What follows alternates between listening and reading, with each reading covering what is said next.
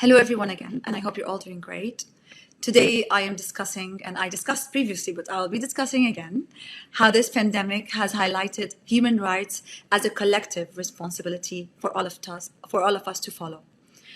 The uncertainty that we are living by, the adverse consequences impacting the most vulnerable and disadvantaged communities, all of this we will discuss today, and how you can help, how we together, hand in hand, can help those vulnerable children worldwide.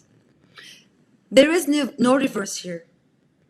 We all need each other right now, and we need to put hands together to hold the progress made in the recent decades and generate positive impact. However, the question is, and will remain to be, will we able to generate positive impact and change or not? I personally believe we can. If we stand up together, if we understand that our humanity right now, pre-COVID-19, in the COVID-19 and post-COVID-19, is the most important thing that we own, we can stand up against anything in the world because we will all need each other. I do believe that we all are finding out that the necessities that we thought were necessities one day are not really necessities because we could live without them. But the only thing that we cannot live without is seeing someone suffer and us just sitting aside and allowing that to happen because we all need each other right now. In these unprecedented times of the COVID-19 global pandemic, we have all been experiencing so many changes in our lives, in our world around us. Change is coming in so many different ways. And I know we all feel some kind of uncertainty in a way or another. We feel fear of what tomorrow might hold. And we are all trying to grasp all that is happening around us and not panic. I don't know about you, but I do panic sometimes. In a way or another, I do think of so many things in the future. I think of other people, and I think that I hope tomorrow will be a better day. And I know tomorrow, no matter what, will be a better day with all of us together, standing strong together as humans for humanity. We were already struggling when it came to try to provide an equal chance and opportunity for security and education for disadvantaged children worldwide. And it has not been ever easy for us. And for governments, for so many people who are trying to make a difference. But now, what is happening is staggering.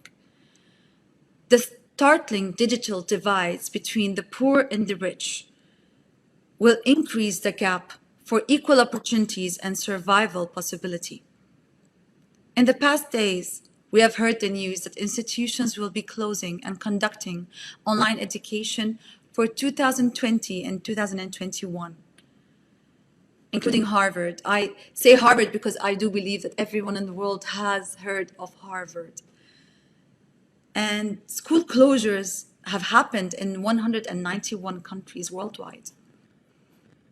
Half of the world's schools and university students are going to be affected. And we both know that the most affected are the most vulnerable people in our societies, are the disadvantaged children who by all means cannot continue or pursue an online education, a virtual education, like the rest of our children without owning a laptop or internet. According to UNESCO, there are around 826 million students who have no home computer and some 706 million with no internet at a time where distance learning is our only option for education. For those of us who have our computers and internet, virtual learning is possible, but for them it is not.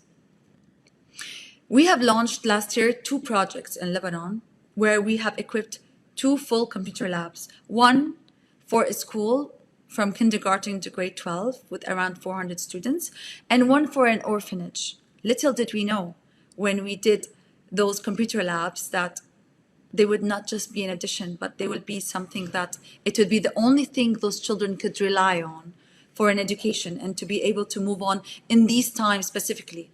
Because right now, the only things that could allow learning and education are a computer and the internet for so many people, and so many children do not even have these resources. at all. Giving them an essential tool for these coming times. We didn't even know that it will be coming. These times will be coming, but it was the only option to access education. And I feel that we need to continue and pursue this now, right now, more than ever. People and children need to have all the means to continue their education. We can support these children to continue in such a time where distance learning is the only option. We can together. We at Small World are responding to this crisis in a project with the UNSCR to pursue a project and to collect 256 laptops for 256 children in the United Arab Emirates. These children are like our children. They need all our support now. And kids should not postpone their education and future because of a laptop. I do believe that we all have a laptop, a computer hidden somewhere in our home, and we have lost it or forgotten about it. It's been old enough that we don't need it. Please have that in your heart to think of those children and look for that laptop, that old laptop that you do not need, or your child do not need, or your spouse do not need, or your friend, your relative, I don't know, you name it.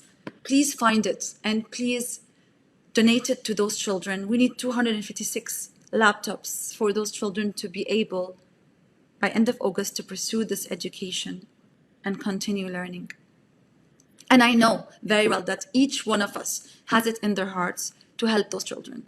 I'm waiting to hear from all of you. For all of you who are abroad, please message us, and there are so many ways to help. You can either send your laptop, get a used laptop. We're having so many great people who are offering and giving us used laptops with really good prices. There's so many ways, and we all know the right way, and the right way is to support those children. Thank you so much.